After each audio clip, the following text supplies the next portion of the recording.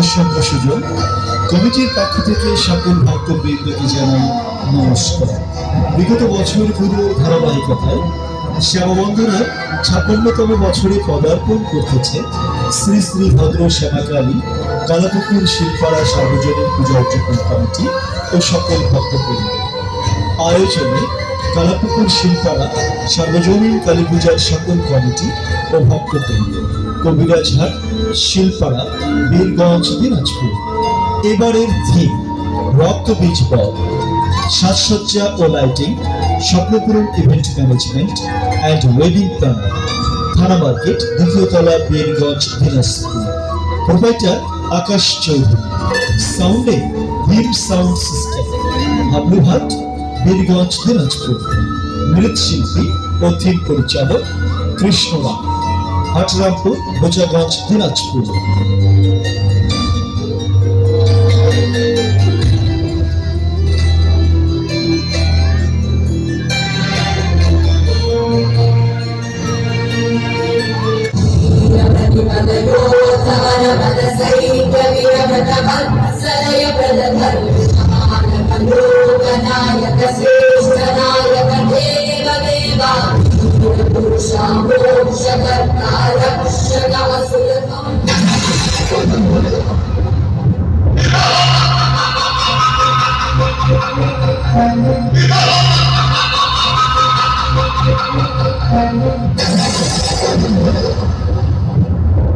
শোনো শোনো, আজ থেকে পুনর্বার এই স্বর্গ আমাদের প্রধানত।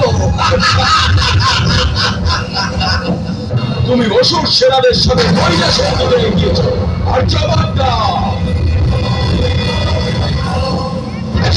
যদি দেবী পার্বতী এটা ভেবে থাকে যে আমাকে হারাতে পারবে, তাহলে আমি তাকে এই জবাবটা দেবো যে একজন নারী স্থান পুরুষ মানুষদের চরণে থাকে। এবার আমি শুধুমাত্র পার্বতীকে নয়, সমগ্র কৈলাসকে আমার উঠিয়ে নিয়ে আসবো। রাজপুতের ১০০ বংশ প্রস্তুত? প্রস্তুত। এছাড়াও কালক, দুহাত, ধৈর্য, আলোকেয় রক্তবীজ প্রস্তুত। বেশ, তাহলে দৌড়টা বাজা।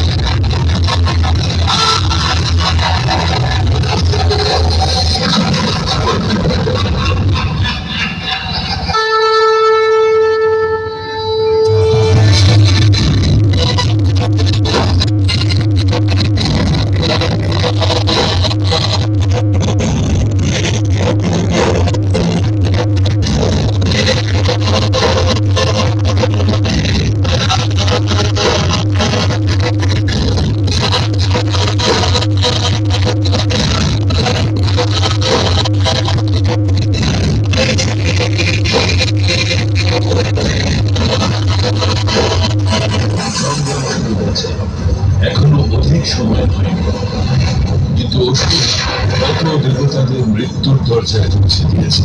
সম্ভবত শীঘ্রই আমাদেরও এই যুদ্ধে সম্মিলিত হবে। আর যদি প্রয়োজন পড়ে, আমি আমার ব্রহ্মাস্ত্র জাগ্রত করে দেব।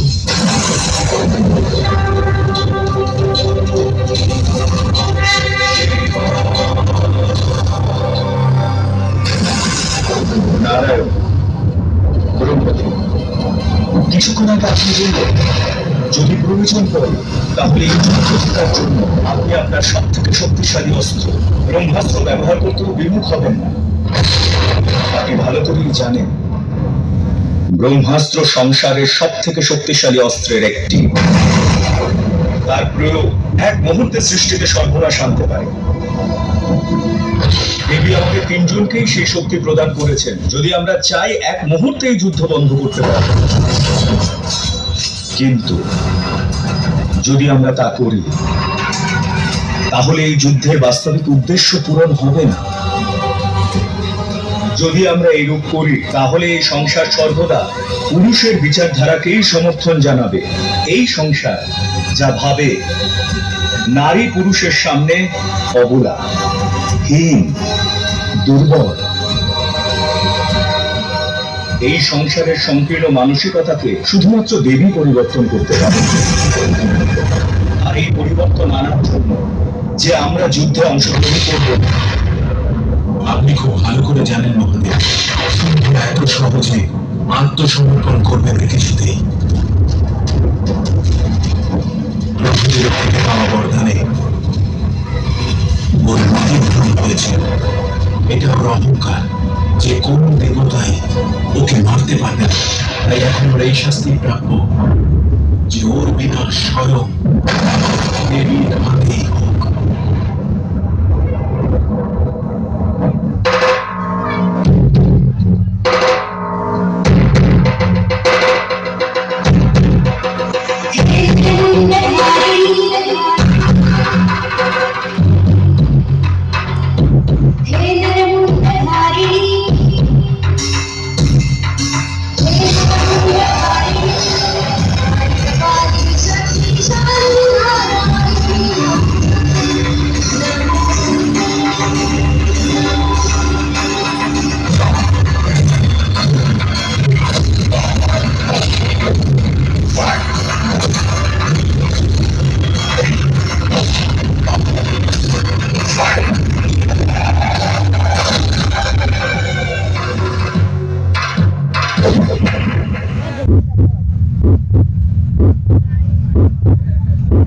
ঠান্ডা পাটা নেমো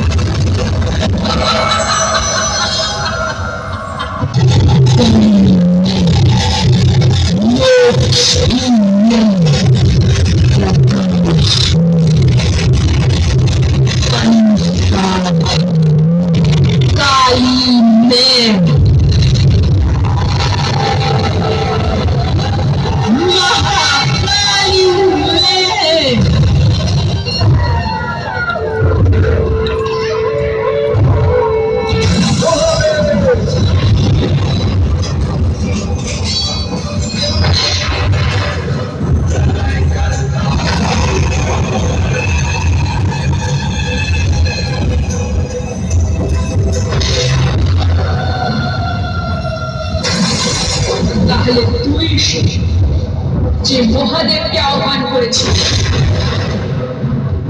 এবার আমি তোকে আহ্বান করছি। করেছে কিন্তু আমার কোনো ক্ষতি করতে পারেনি, কারণ এই রক্তকে বিনাশ করা সম্ভব নয় দেবী কাল রাত্রি। এ হলো মহাকালীর খরা, না কাউকে নিরস্ত্র করার জন্য আর না কাউকে হারানোর জন্য, এ কেবল সংহারের জন্য তৈরি। তোমার উপর প্রয়োগ করা হবে রক্তবীজ।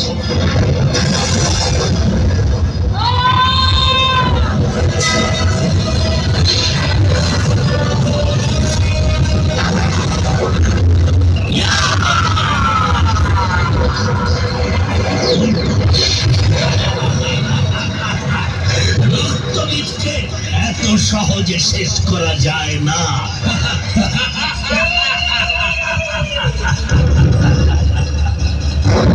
আমার হাতে তোর মৃত্যু নিশ্চিত।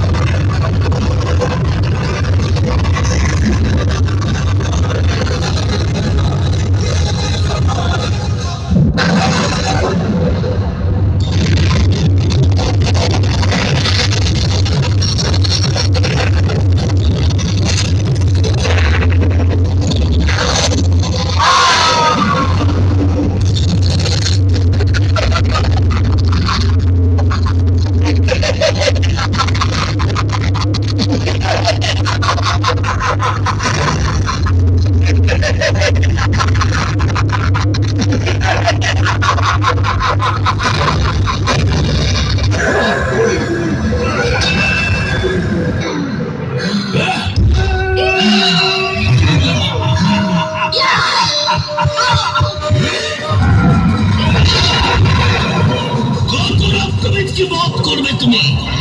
জেনে রেখো, আমার নাম রক্তবীজ। রক্তে আমার বীজ লুকোনো আছে। এই রক্ত যতবার ভুল স্পর্শ করবে, তোমার রক্তবীজের জন্ম হবে। রক্তবীজকে নির্মূল করা যায়।